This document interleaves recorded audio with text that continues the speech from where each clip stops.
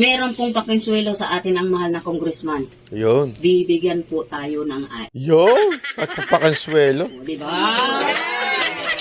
Kasunod ito ng pag-ugong na pinapipirma sa petisyon ang ilang botante kapalit ng pagsasali sa kanila sa AYICS, MAIP at TUPAD program na pasok sa social services. Nakitaan ng Makabayan Block ng pagtaas ng alokasyon ng mga programang ito na hawak ng DSWD, DOH at DOLE sa General Appropriations Bill hanggang sa General Appropriations Act. Mula kasi sa National Expenditure. Ito grabe itong part ng balita na to nakakagulat to. Sobra yung tinaas nung mga quote-unquote ayuda, okay? O yung mga tulong na nanggagaling sa mga departamento. Pwedeng yan, alam nyo ho ba na pwedeng gamitin ng mga congressmen yan. Alam mo, ito ipaliwanag ko lang ho sa inyo kung papaano ginagamit siya ng mga congressman at ng mga senador. Para lang sa kaalaman ninyo. Kasi wag ko kayo makikinig doon kay Bobong Lipunan. Wala akong alam yun. Di nga nagre-research. Ganito yan. Kunwari, DSWD. May pondo yan. Pwede silang humingi. Itong mga tao, pwedeng humingi ng tulong sa congressmen o mga senators. Pwede silang humingi ng tulong. Tapos magpapadala lang sila ng sulat. Halimbawa, DSWD. Kailangan nito ng tulong, ganito.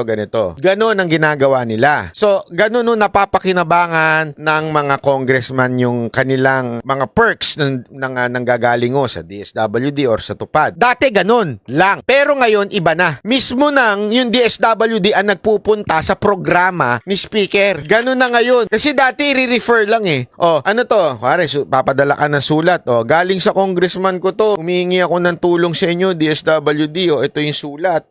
Eto. Okay.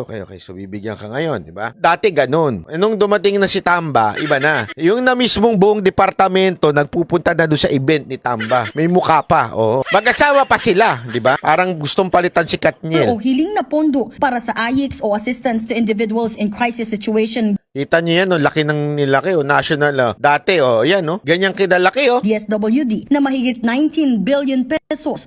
Yan yung in-increase. Lumubo sa higit 34 billion pesos. Yan yung in-increase 34 billion. Yun yung una, nasa taas, yan yung dati. In-increase ng 34 billion. DSWD pa lang yan, Ito pa. Pesos ang naaprubahang budget. Sa MAIP o Medical Assistance for Indigent Patients ng DOH naman, higit 22 billion pesos lang ang hiniling. Pero nasa... Ayan naman, sa DOH naman, dating 22, ngayon pinalaki na, naging 52. 58 billion pesos ang lumusot na budget. 58 na pala, sorry, 58. Mula naman sa request na 13 billion pesos. Ito naman sa DOLE, TUPAD. Ayan yung mga pinagkukuhanan Malo sa 29 billion pesos ang approved budget para sa TUPAD o tulong panghanap buhay sa ating displaced workers ng DOLE. Marami na rin daw silang nakuhang report mula sa iba't ibang lugar ng Kita nyo, 3 departamento ang tumaas ang budget para makatulong. Yan tayo Ang sarap pakinggan no? Talagang tinaas ang budget para makatulong.